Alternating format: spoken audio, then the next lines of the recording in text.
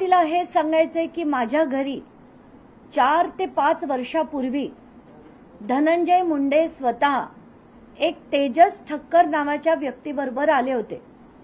ते अख्खा फाईलचा ठोकळा घेऊन आले होते। पंकजा मुंडे विरोधातल्या त्या फाईल्स होत्या आणि त्या फाईलची माहिती माझ्याकडे आधी ज्यांचा फोन आला ते तेजस ठक्कर होते आणि एक राजेंद्र घनवट नावाचे एक व्यक्ती होते।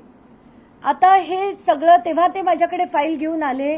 मी त्यांना व्यवस्थितपणे समजावलं की मी अशी कोणाची दिलेल्या फाईलवर कधीही काम करत नाही आणि म्हणून मी पंकजा मुंडेंचा कुठलाही विषय तेव्हा लावून धरला नाही। पण नंतरच्या काळात म्हणजे जेव्हा मी बीड प्रकरण लावून धरलं, अनेक विषय लावून धरले, तेव्हा राजेंद्र घनवट यांचं नाव मी एका चॅनलच्या डिबेटवर घेतलं। ते घेतल्यानंतर मोठ्या प्रमाणात म्हणजे इथे चेतन चिखळे नावाचा एक मुलगा बसलाय, त्यांनी माझ्याशी संपर्क केला आणि हे सगळेच्या सगळे शेतकरी माझ्या घरापर्यंत येऊन त्यांनी मला समजावलं की आमच्या सगळ्यांचे मोठ्या प्रमाणावर छळ केलेत ते या राजेंद्र घनवट याच माणसांनी केलेत। तर कोण आहेत हे राजेंद्र घनवट यांची आपण आता सुरुवात करूया। हे पिक्चर पहिलं आहे। हे धनंजय मुंडेंबरोबर जे अतिशय असे छान जवळ असलेले, जसे ते कराड बरोबर असायचे तसेच जवळ असलेले हे राजेंद्र घनवट।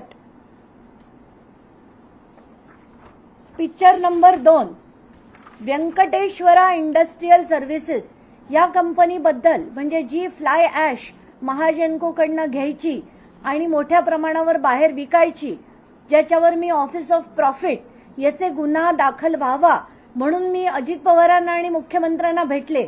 त्या व्यंकटेश्वरा इंडस्ट्रियल सर्व्हिसेसमध्ये डायरेक्टर जे आहेत म्हणजे याच्यात 2च डायरेक्टर आहेत, एक आहे राजश्री धनंजय मुंडे आणि दुसरे आहेत राजेंद्र घनवट, पोपटलाल घनवट। हे पकडा। तिसरा हा जो फोटो आहे हे मी सगळे माध्यमांना माझ्या ब्रॉडकास्ट ग्रुपवरनं देणार आहे। तिसरा हा जो फोटो आहे हा जगमित्र शुगर नावाची जी कंपनी आहे याच्यात सुद्धा राजश्री मुंडे आहेत, याच्यात आधी धनंजय मुंडे वाल्मी कराड देखील होते। त्याच कंपनीत हे सुद्धा राजेंद्र पोपट घनवट हे आज तगायत डायरेक्टर म्हणून तिथे आहेत। एवढंच नाही तर त्यांचे इतरही म्हणजे पोपटलाल घनवट हे सुद्धा या कंपनीत आधी डायरेक्टर होते। यांनी काय काय केलंय तर 11 अशा शेतकऱ्यांची माझ्याकडे आता डिटेल्स आहेत, 11। ते या प्रत्येक शेतकऱ्याला छळून छळून म्हणजे त्याच्यात एका शेतकऱ्याची 20 कोटीची जमीन होती ती त्यांनी फक्त 8 लाखात व्यवहार केला। एकाची 1 कोटीची जमीन होती त्याचा 4 लाखात व्यवहार केला आणि जे त्यांच्या विरुद्ध लढले म्हणजे इथे आता मीरा सोनावणे आहेत, या चिखले ताई आहेत, या सगळ्यांविरुद्ध त्यांनी अफाट प्रमाणावर सगळ्यांवर गुन्हे दाखल केले, त्यांचा छळ केला। म्हणजे आज जर तुम्ही बघाल या ताई तुमच्याशी बोलतीलच तर यांच्यावर यांच्या कुटुंबावर देखील त्यांनी कसा छळ केला याची माहिती त्या देतील।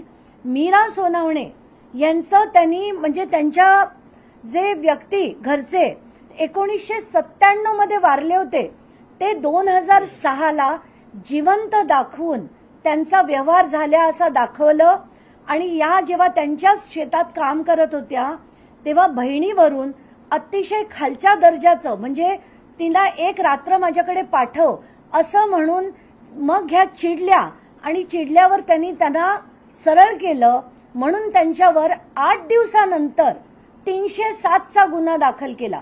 जे शेतकरी त्यांच्या विरुद्ध लढायचे त्या सगळ्या शेतकऱ्यांविरुद्ध मानहानीचे नंतर कुठले कुठले त्यांनी गुन्हे 307चे गुन्हे अनेक लोकांवर, यांच्या मीराताईंच्या तर त्यांच्याबरोबर 9 लोकांवर त्यांनी गुन्हे दाखल केले आणि एवढंच नाही त्यांच्यापैकी एक माणूस हा एक PSI देखील आहे। अशा लोकांवर या माणसांनी अफाट गुन्हे केलेत। माझ्याकडे त्यांचे असंख्य व्हिडिओज आहेत ज्याच्यात ते सरळ म्हणतात की मला 2 मुलं आहेत, ती दोन्ही MBA आहेत। हे मी पोपट घनवट यांच्याबद्दल बोलतेय आणि त्याच्यात ते दोन्ही MBA आहेत, पण आम्ही सगळ्या चांगल्या राजकारण्यांशी संबंध ठेवले म्हणून आम्ही ती दहशत निर्माण करू शकलो आणि म्हणून आम्ही दहशत निर्माण करू शकलो असं नाही म्हटलंय, म्हणून आम्ही अशा अनेक जमिनी घेऊ शकलो, अनेक प्रोजेक्ट राबवू शकलो. तर शिवम बद्दल त्यांनी कसे तिथे मोठ्या प्रमाणात प्रोजेक्ट्स राबवलेत याची माहिती देखील त्यांनी त्या व्हिडिओमध्ये दिली आहे. हेच आपल्याला सांगतं की राजकारण्यांना हाताशी धरून हे बिल्डर्स अशा सगळ्या असंख्य शेतकऱ्यांच्या जमिनी लाटल्या जातात, त्यांना कवडी मोलाची किंमत सुद्धा दिली जात नाही आणि जो त्यांच्या विरुद्ध लढतो त्या सगळ्यांवर खोटे गुन्हे दाखल करून त्यांना जेरीला आणलं जातं की कोणाच्या ताकद उरत नाही की या सगळ्यांना कुठेतरी त्यांनी उत्तर द्यावं. तर पोपटलाल घनवट यांना माझं आव्हान आहे, तुम्हाला हवे तेवढे तुम्ही माझ्यावर गुन्हे दाखल करायचे, गुन्हे तर तुम्ही करू शकत नाही, पण तुम्ही मानहानीचे किंवा कशाचे जे करायचे तुम्ही हव्या तेवढ्या केसेस करा. प्रत्येक तुमच्या केसमधली सगळे डिटेल्स माझ्याकडे आहेत आणि ते सगळे डिटेल्स मी दाखवणार आहे.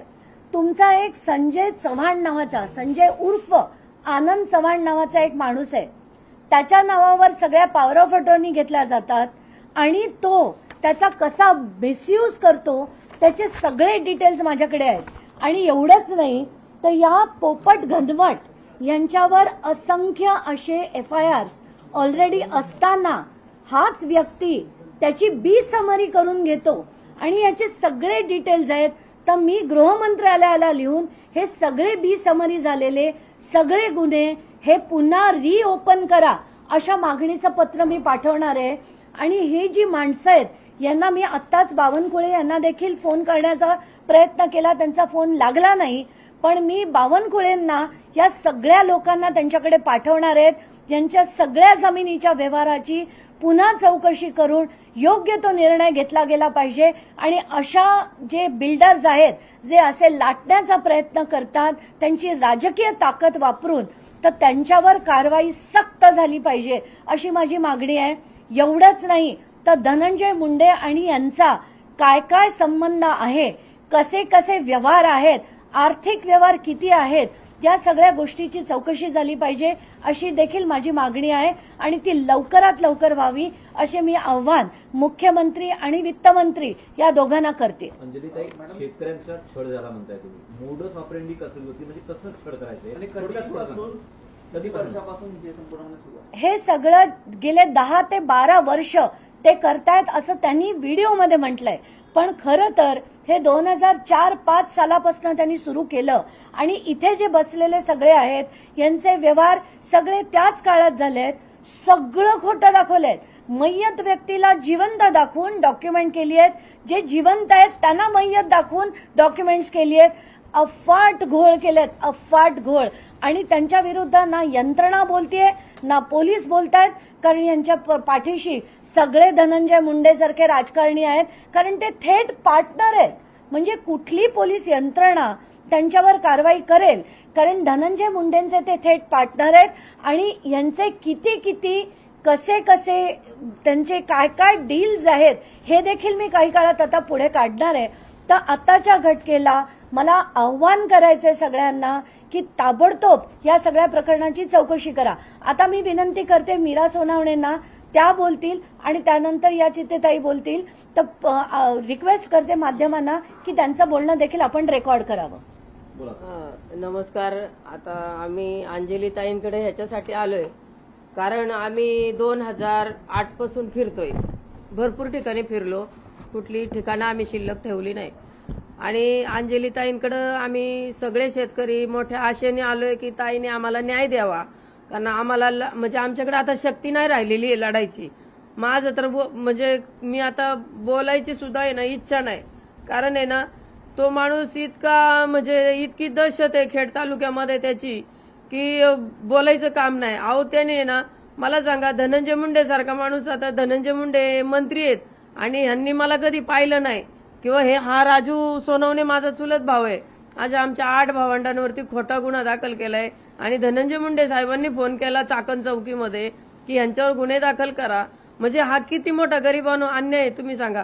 आणि जे शंकर मारुती रौंदळ, माझी आजी शांताबाई जयराम सोनवणे हिने शंकर मारुती रौंदळ यांचे चुलते सक्के यांच्याकडे जमीन घाण ठेवली होती. मग आता ती आजीनी घाण ठेवली. मग आता यांच्या चुलत्यांनी परत देण्याची माझ्या वडिलांना बोली होती आजीला, तर माझ्या वडिलांनी ते खरेदी खत करून घेतलेले. खरेदी खत केल्यानंतर जर समजा जरी आमचे म्हणजे तिथं धरणाचं काम चालू होतं, आसखेड प्रकल्प चालू होता खेड तालुक्यात, नोंदी बंद होत्या. आणि मी वयाच्या 9व्या वर्षी वयाच्या 9व्या वर्षी तमाशामध्ये घुंगरं बांधली. आणि तेव्हापासून ताई मी आता नाशिकवरून रात्रभर कार्यक्रम करून इथं आली. मी 9व्या वर्षापासून घुंगरं बांधली. लहानपणी गावात मी ताई भीक मागितलं. खूप मी हाल काढलेली व्यक्ती आहे. आणि एवढे हाल काढून या पोपट घनवटनी, या राज घनवटनी आम्हाला बिनकामाच्या कोर्टाच्या चक्रा मारायला लावल्या. ताई नको नको झाले सगळ्यांना. आम्हाला असं वाटतं मेलेलं बरं, ती जमीन नसलेली बरी. आवर इतकी त्याला शेती आहे ताई. आमच्या खेड तालुक्यात इतकी जमीन आहे ना त्या पोपट घनवट राज घनवटची. आणि बरं का यांची बघा गंमत कशी आहे. पोपट मारुती घनवट याची इतकी मोठी टोळी आहे गुंडांची, की ती टोळी आहे ना त्यांच्या टोळीतलाच पोपट घनवट माणूस उभा करतो जमीन घ्यायला. ताई पोपट घनवट समोर येत नाही. त्याच्या टोळीतला माणूस उभा करतो, त्याच्या नाव करतो, मग स्वतःच्या नाव करून घेतो. ज्या वेळेस आमच्या सारख्यांवर गुन्हे दाखल करतो त्यावेळेस त्याची मुलगी, त्याचा पोपट घनवटचा मुलगी आणि जावई डॉक्टर आहे ताई. मग त्याला आहे ना सोपं कसं पडतं पोपट घनवटला. आमच्यावर गुन्हा दाखल केला की त्याला खोटं सर्टिफिकेट लगेच मिळून जातं दवाखान्याचं, कारण त्याची मुलगी डॉक्टर आहे म्हणून. आणि असं आहे ना, असं सगळं इतकं अन्याय चालू आहे ताई. खरंच याचं आहे ना शासनाने लवकर चौकशी करावं ना, आम्हाला लवकर न्याय द्यावा, नाही तर आम्हाला फाशी तरी द्यावा सरकारने. इतका कंटाळा आला ताई. आता सणच व्हायना झालं बघा. आम्ही एक रुपया कष्ट करायचा. मी रात्रभर तमाशामध्ये नाचून आता इथं आलीये. तुम्हाला न वाटलं तर तुम्ही माझी चौकशी करा. माझे ना लेकरं बाळा ताई, मला आहे ना 10 बाय 10चं घर आहे राहायला. माझ्या घरामध्ये मी असले, माझी फॅमिली असली, पाहुणा आला तर बसू शकत नाही, अशी आमची अवस्था आहे. आम्ही आज 2 करोडची आमची जमीन असताना आम्ही बेकारी आहे. कसं जगायचं कसं आता लोकांनी कसं जगायचं. आणि प्रत्येकाची तुम्ही ऐकाल ना, प्रत्येकाची कहाणी तीच आहे. 11 अशा कुटुंबांवर यांनी अफाट प्रमाणावर टाकलेत. आणि जसं मी म्हणते आता या ताईंचं ऐका तुम्ही. आमचा मालक, आम्ही फोटो भरायला निवीनगरला होतो. माझी तर लेकरं एकदम बारीक होती. माझं त्या टायमाला मालक वारला, एकदम बारीक होती. पोरांच्या बापाला दादागिरी करून, त्याच्याबरोबर त्याचं गुंड तर असतातच. आणि आमची एक नणंद, तर तिला पण काही येत नव्हतं, काय नव्हतं. माझा नवरा तर एकदम भोळा होता. आम्ही कुठं तर निवीनगरला. माझा बारका मुलगा तर दूध पेता म्हणलं तरी चालं, इतका बारीक होता. त्याला दादागिरी करून त्याच्याकडून सयांगत घेतलं. आम्हाला माहिती पण नाही. जेव्हा तो लाचच्या टेपला आम्हाला माहिती झालं का मग आम्हाला सांगितलं त्यांनी का मला असं असं केलं म्हणून करताना. त्याला मोर्च तर सांगायची आहे ना, समजाना त्याला काय सांगायचं. तो पण घाबरला आणि तो घाबरूनच मेला. आमचा मालक घाबरूनच मेला. तो मेलाच नसता, तो का मरण्यासारखा नव्हता. शिवाय त्याचे आई बाबा लहान असताना गेले. त्याच्यानंतर आता ह्यांनी अशी जर जमीन घेतली तर माझ्या लेकरांचं काय व्हायचं. मी नवरा तर गेला, त्याच्या पाठीमागे या जमिनीसाठी मी पण जाणार. काय करायचं आता तुम्ही पण बोला. यांच्या तर यांना अटॅक आला. माझ्या वडिलांना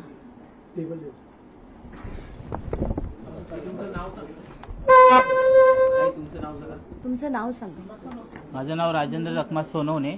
माझ्या वडिलांचं नाव रखमा गोविंद सोनवणे. ज्यावेळेस माझ्या वडिलांना पोपट घनवट या व्यक्तींनी कॉल केला आणि धमकी दिली, त्याच्यानंतरच एक 15 ते 20 मिनिटात त्यांना अटॅक आला होता. आणि जेव्हा कॉल आला, लाचचा कॉल कुणाचा होता आम्ही चेक केला तर त्यांचाच होता. त्याच्यानंतर आम्ही बोलायचा प्रयत्न केला, पण अजिबात म्हणजे नाही का आता मला बोलायचं नाही असं म्हणून टाळलं.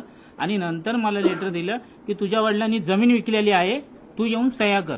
तर त्याच्यानंतर मी खूप दिवस म्हणजे थोडं भीतीतच होतो, कारण डायरेक्ट बंदूक वगैरे घेऊन त्यांचे बॉडीगार्ड वगैरे बोलण्यासाठी वेगळंच हे करत होतं. त्याच्यानंतर मी आलो आणि विचारल्यानंतर त्यांनी जमिनीचं मला सांगितलं की तू येऊन सह्या कर. तर मी बोललो मी सही करू शकत नाहीये. तर लेटर कोर्टाच्या मार्फत मागवलं. मी पण त्यांना पाठवलं की माझ्या वडिलांनी जर जमीन विकली असेल तर मला सही अंगठा वडिलांचा काहीतरी दाखव प्रूफ. तोही काही त्यांनी कोर्टाच्या मार्फत मला दिला नाही, कारण त्यांनी कोर्टाच्या मार्फत मला लेटर पाठवलं होतं प्रायव्हेट. तर मी पण त्यांना प्रायव्हेटच उत्तर दिलं. अजूनपर्यंत काय उत्तर नाही. परत एक नोटीस आले की परत येऊन सही वगैरे करा तुम्ही 3 भाऊ. नाही. आणि अजून ती जमीन कंपाऊंडच्या आतमध्ये त्याच्या. आणि एक 10 वर्ष झाले आम्ही त्या जमिनी जाऊ शकत नाही. कंपाऊंड मारून घेतलेलं आहे पूर्ण जमिनीला. आम्हाला शेतात फाय ठेवतोय. आणि यांच्यामुळे मी गेल्यानंतर 307, 326 आणि 120 ब पूर्ण कलम करून त्यांनी आम्हाला महिनाभर येरवडा जेलला टाकलं होतं मला. आता एक थोडक्यात एकंदरीत जमिनीचे व्यवहार दिसले नाही जाते. हा मला पुन्हा एकदा तेच सांगायचंय की अशा असंख्य लोकांकडनं ही तर 11 माणसं एकमेकांना भेटली आणि ती माझ्यापर्यंत येऊ शकली. अशा असंख्य लोकांना राज घनवट, राजेंद्र घनवट आणि पोपट घनवट यांनी प्रचंड लोकांच्या जमिनी लुटल्या आहेत. सगळ्या यंत्रणा यांच्यासाठी काम करतात आणि सगळीकडे धनंजय मुंडे हे बऱ्यापैकी ठिकाणी फोन करून दहशत निर्माण करून या सगळ्यांच्या जमिनी लाटल्या गेल्या आहेत. म्हणून मी बावनकुळेंना भेटून त्यांना विनंती करणार आहे की सगळी प्रकरणं पुन्हा चौकशी करा आणि यांच्या जमिनी यांना कुठच्याही परिस्थितीत परत मिळाल्या पाहिजेत. आणि मला खात्री आहे की बावनकुळे हे नक्की करतील, कारण कुठेतरी योग्य काम करणं हेच एका मंत्र्याकडनं अपेक्षित आहे आणि ते करून घेण्यासाठी मी लढा मात्र नक्की देईन, एवढंच मी तुम्हा सगळ्यांना सांगू शकते. आणि हे होईपर्यंत माध्यमांनी सुद्धा त्यांची साथ द्यावी, कारण अशी असंख्य लोकांना आता कसं झालंय की सामान्य लोकांना जगणं मुळात कठीण झालंय. त्यांना त्यांचे प्रॉब्लेम कोणाकडे द्यावे. आज ह्या बाई म्हणा, याची सगळी माणसं म्हणा, यांचेच एक पुतणे देखील आले होते मागच्या वेळेस, ते देखील म्हणाले की आम्हाला सुट्ट्या घेऊन कोर्टाच्या वाऱ्या करायला लागतायत. प्रत्येक वेळेस कोर्टापर्यंत जा ये खर्च होतो, त्या दिवशीचं आमचं काम जातं, सुट्टी घेतली जाते. तर हे जे छळ चाललेत हे छळ देखील बंद झाले पाहिजेत. आणि हे जेवढे राजकारण्यांचे पाळलेले लोक आहेत ना, या सगळ्यांना आता धडा शिकवण्याची आता वेळ आलेली आहे. ताई, एकूण पुण्याचे जर पालकमंत्री पाहिजे तर ते स्वतः अजित पवार आहेत. एकूणच राष्ट्रवादीचं तिथे वर्चस्व आपल्याला पाहायला मिळत आहे. कुठंतरी अजित पवार असतील किंवा मग धनंजय मुंडे असतील यांच्या हे संगनमतानं हे सगळं चालू आहे असं नाही, हे त्यांच्याच संगनमताने. म्हणजे पोलिसांना जसं मीराताई म्हणाल्या की सरळ फोन धनंजय मुंडेंकडनं आल्यावर यांच्यावर 1 नाही 9 जणांवर गुन्हे दाखल होतात, ते पण 307 सारखे. आणि त्यांना घिरट्या करायला लागतायत कोर्टाच्या. कसं ती माणसं जगणार. त्यांचा एक तर जागा गेली, वर मानसिक छळ.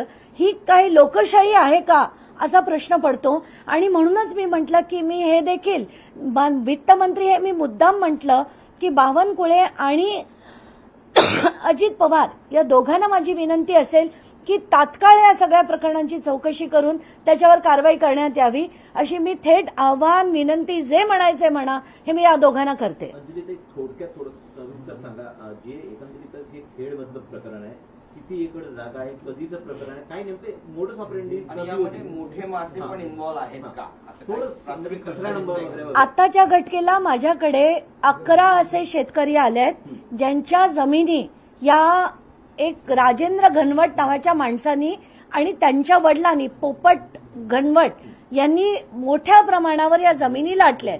कोणाची किती तर कोणाची किती, अशा छोट्या छोट्या ते अगदी मोठ्या जमिनींपर्यंत हे व्यवहार केले गेले आहेत. मेलेल्या लोकांना जिवंत दाखवून, काही जिवंत लोकांना मेलेलं दाखवून, आणि ते पण छोट्या काळात नाही. म्हणजे काही माणसं जी 2009 मध्ये जिवंत होती त्यांना 1979 मध्ये गेलेलं दाखवून ते व्यवहार केले गेलेत. म्हणजे ह्याला काही अर्थ नाही. पॉवर ऑफ अटॉर्नी घेऊन, आणि त्या सगळ्या पॉवर ऑफ अटॉर्नी एकच व्यक्ती आहे, जे मी म्हटलं संजय चव्हाण नावाचा, आणि त्याच्या नावावरनं दुसऱ्याच्या नावावर, दुसऱ्याच्या तिसऱ्या, आणि मग त्या सगळ्या पोपट घनवट किंवा राजेंद्र घनवट यांनी घेतलेल्या आहेत. आणि हीच त्यांची मोडस ऑपरेंडी आहे. आणि आज मी तुम्हाला खात्रीने सांगते की हे 11 जे आलेत, आता हे त्या बाजूला गेल्यानंतर असे असंख्य लोक सुद्धा पुन्हा उभे होतील. म्हणून इथे जे जे येतील त्यांची मी लिस्ट बनवून बावनकुळे यांच्याकडे देणार आहे आणि अजित पवार यांच्याकडे देणार आहे. सगळ्यांची चौकशी लावून पुन्हा याच्यावर व्यवस्थित कारवाई होऊन त्यांना जमिनी परत मिळाल्या पाहिजेत. त्या जमिनीवरती नक्की काय होतं, की म्हणजे शासकीय काही प्रकल्प येणार होते किंवा मग शासनाचं नाही. त्या ठिकाणी राबवणार होतं, असं काय होतं. मग त्या संदर्भात त्यांनी आधीच या संपूर्णपणे जमिनी या शोधून मग त्या लाटल्या, असा काही प्रकार आहे का? 1-2 ठिकाणी असे प्रकल्प येणार होते, पण बहुतांश जमिनीमध्ये आजूबाजूला सगळ्या चांगल्या डेव्हलप झालेल्या एरिया होत्या, म्हणून ह्यांची कंपनी जी बिल्डर आहेत, त्यांचं शिवम बिल्डर नावाची जी त्यांची कंपनी आहे, तर ते मोठे मोठे प्रोजेक्ट ते स्वतः करायचे आणि त्यासाठी या लाटल्या गेल्या आहेत आणि अक्षरशः न सांगता त्यांना चिरडून त्यांच्यावर गुन्हे टाकून पूर्ण फेन्स करून त्यांनी असे अनेक प्रोजेक्ट्स केले आहेत आणि दाखवताना सांगतायत की पुण्यात इतक्या चांगल्या इंडस्ट्रीज येत आहेत, तिथल्या लोकांना राहायला जागा हवी म्हणून आमच्या कंपनीने त्यांच्यासाठी घरं बनवली. ते व्हिडिओज ऐकून सुद्धा धक्का बसतो आणि असं वाटतं की हे काय राजकारणी आहेत. ताई, हे सगळे जे शेतकरी आज इथे आले आहेत, आपली व्यथा मांडतायत, हे कुठल्या जिल्ह्यातले आहेत की संपूर्ण महाराष्ट्रातल्या वेगवेगळ्या ठिकाणचे आहेत? नाही, हे सगळे पुण्याच्या आजूबाजूच्या ठिकाणाहून आलेले आहेत. त्या प्रत्येक ठिकाणात म्हणजे जसं आपण बघितलं, काही खेडहून आहे, काही चाकणहून आहेत, अनेक ठिकाणून लोक आले आहेत आणि तिथे त्यांचं मोडस, कारण त्यांचं काम जे आहे ते पुण्यात जास्त आहे. तर मला आता याचं सगळ्याचं कोरिलेशन लावायचं आहे, कारण आपल्याला आठवत असेल की कराडचे सुद्धा अनेक प्रॉपर्टीज पुण्यात आहेत, त्यांनी सापडले ते आणि त्यांचे सगळे जे आरोपी आहेत ते सापडले देखील पुण्यात आहेत. आता याचा संदर्भ काय आहे तो काही काळात आपोआप लागेल, त्याच्यात मला नाही वाटत आपल्याला काही विशेष करावं लागेल. पण आत्ताच्या घटकेला या सगळ्यांसाठी फोन कोणाकोणाचे आलेत ते सगळे लोकच सांगू शकतील आणि ते स्पष्टपणे आता मीराताई बोललेले आहेत. यामध्ये वाल्मिक कराड आणि घनवट यांचे काही संबंध पुढे आलेत का? या काही संबंध या दोन्ही कंपन्यामध्ये जसं मी म्हटलं की माझ्याकडे ज्या दोन कंपन्या आहेत, Venkateshwara industrial services, Jagmitra sugar, या दोन्ही कंपन्यामध्ये वाल्मिक कराड पण होते, धनंजय मुंडे पण होते, राजश्री मुंडे पण आहेत आणि हे राजेंद्र घनवट पण आहे. ही पूर्ण एक चेन आहे, ही पूर्ण चेन आहे आणि या सगळ्यांचं व्यवस्थित जसं आपण म्हणतो तिथे त्यांच्या गँग्ज आहेत, ती त्यांची गँग करून लूट, दहशत करून लूट केली जाते. यांची इथे वेगळ्या प्रकारची दहशत करून यांच्या जमिनींची लूट होती. तर या त्यांच्या आर्थिक व्यवहारांबद्दल अनेक खुलासे जसजसे होतील तसतसे मी करत जाईन. राजेंद्र घनवट यांचे देखील कुणी आका आहेत असं वाटतं या प्रकरणात? राजेंद्र घनवट हे साथी आहेत, जसे वाल्मिक कराड धनंजय मुंडे यांचे साथी आहेत तसे राजेंद्र घनवट हे त्यांचे साथी आहेत. जसं मी म्हटलं की पहिल्या दिवशी जेव्हा मला पंकजा मुंडेच्या फाईल्स घेऊन जेव्हा धनंजय मुंडे माझ्या घरी आले होते, जिथे मी बसले तिथेच ते बसले होते आणि त्यांच्याही सगळ्या फाईल पाठवण्याचं काम याच राजेंद्र घनवटने केलं होतं. कारण पंकजा फाईल्स म्हणून माझ्याकडे आजही त्यांचा नंबर सेव्ड आहे, तो देखील मी तुम्हाला पाठवू शकते. एक तर तुम्ही आता व्यंकटेश्वरा म्हणाला, त्या व्यंकटेश्वरा म्हणजे संस्था आहे, फूड सप्लायच्या चेनमध्ये ती ब्लॅकलिस्ट करण्यात आलेली आहे, त्या संस्थेवर खूप गुन्हे दाखल आहेत आणि तुम्ही ज्यांची नावं घेत आहात तीच माणसं डायरेक्टर वगैरे, तर त्याच्यातही तुम्ही काय फॉलोअप करणार आहात का? आता कसं आहे की असंख्य असे पुरावे जे येत जातील तसतसे यांच्यावर खुलासे करत जाईल आणि तेव्हा तरी मला वाटतं देवेंद्र फडणवीस यांच्या डोक्यात प्रकाश पडेल की आपण ज्याला पाठीशी घालतोय ते ना त्यांनी ऑफिस ऑफ प्रॉफिटची चौकशी केली आहे, ना त्यांनी मी काढलेल्या शेती घोटाळ्याची म्हणजे अॅग्रिकल्चर स्कॅमची त्यांनी चौकशी केली आहे. पण हे धनंजय मुंडे किती पोचलेले होते याची असंख्य उदाहरणं तुम्हाला मिळतील आणि या सगळ्या गोष्टीची चौकशी झालीच पाहिजे अशी मागणी मी पुन्हा एकदा त्यांच्याकडे करेन. एक महत्वाचा प्रश्न आहे, यांनी जमिनी गहाण ठेवल्या म्हणतात, जमिनी गहाण ठेवता येत नाही, गहाण डायरेक्ट खरेदी करून द्यावं लागतं. घाण हे आत्ताच्या काळच्या नाही, त्या खूप पूर्वी त्यांनी हे त्यांच्याच नातलगांकडे ठेवले होते. ते फक्त एका व्यक्तीचं आहे, बाकीच्या व्यक्तींमध्ये तर बाकी तसं काहीच नाहीये. म्हणजे त्यांनी घाणही ठेवल्या नव्हत्या, त्यांचे खोटे पैसे दाखवून त्यांच्याकडनं त्या म्हणजे दाखवली की ती काहीच नाहीये, त्याचं व्हॅल्युएशन एवढंच आहे असं दाखवून ते 8-8 लाखाला व्यवहार केले गेले. ते 20-20 कोटीच्या जमिनी आहेत. तर असे खोटे व्यवहार केले गेले. काही यामध्ये एक असं दिसतंय स्पष्टपणे की राजेंद्र घनवट यांनी काही पुरावे पेपर्स तुमच्याकडे पाठवले होते जे पंकजा मुंडे यांच्या विरोधातल्या फाईल्स होत्या. त्यामुळे राजेंद्र घनवटच्या माध्यमातून धनंजय मुंडे हे पंकजाताईंच्या विरोधामध्ये काही खुलासे करू इच्छितात का असा सवाल या निमित्तानं उपस्थित. नाही, पण ते त्याच्याचसाठी माझ्या घरी आले होते, कारण तेव्हा पंकजा मुंडे आणि धनंजय मुंडे हे विरोधात होते. म्हणून धनंजय मुंडे माझ्या घरी आले पंकजा मुंडेंच्या फाईल्स घेऊन आणि मी त्याच्या विरुद्ध लढावं असं त्यांना वाटत होतं. पण त्यांना मी स्पष्टपणे जेव्हा सांगितलं की मी असं कधीही लढत नाही, त्यांनी त्यांच्या फाईल्स ठेवून गेले. पण त्याच्यावर मी कधीही बोलले नाही, कारण हे लढणं अशा कोणाच्या दिलेल्या फाईल्सवर हे मी आज तगायत कधी केलं नाही आणि करणारही नाही. जेव्हा विषय योग्य वाटतो त्याचे पेपर्स आम्ही काढतो आणि आम्ही लढतो असं त्यांना स्पष्ट सांगितल्यानंतर ते शेवटी इथे चहा पोहे खाऊन रात्री 10 वाजता माझ्या घरून गेले. धनंजय मुंडे आले होते. धनंजय मुंडे आणि तेजस ठक्कर हे दोघेही माझ्या घरी आले होते. तरी एक प्रकारची सुपारी होती पंकजाताई मुंडे यांच्या विरोधात. ते देण्याचा प्रयत्न त्यांनी नक्कीच केला, पण ते घेत नाही हे त्यांना कदाचित कल्पना नसेल. अंजली, ते पुण्याच्या आसपास आपण बघताय किंवा एकंदरीतच बीडमध्ये भाव जमिनींना सोन्याचा आलेला, त्या अनुषंगाने या एकंदरीतच लँड माफिया तयार होणं, मग त्याच्या मार्फत दहशत पसरवणं आणि आकाला फायदा करून देणं हा हेतू होता काय? नाही, हा आकाचा फायदा आहे. हा वाल्मिक कराडचा नाही, पण धनंजय मुंडे यांचा फायदा होतोय.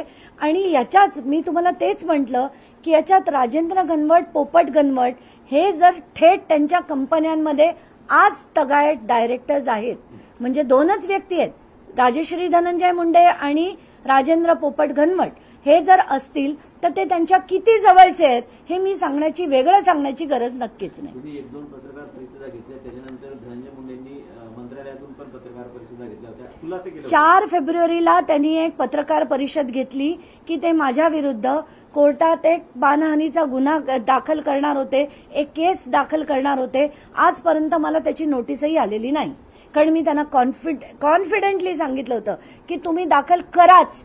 त्याच केसमध्ये मी सगळ्या गोष्टी मांडून ती केस तुमच्यावरच कोर्ट स्ट्रिक्चर्स पास करेल अशी मी त्यांना चॅलेंज केल्यानंतर आज तगायत, आज आता 1 एप्रिल झाले, अजूनपर्यंत तरी माझ्याकडे कुठलीही नोटीस आलेली नाही. 2 वाजता आज मंत्रिमंडळाची बैठक होती. खरंच बस नको आता.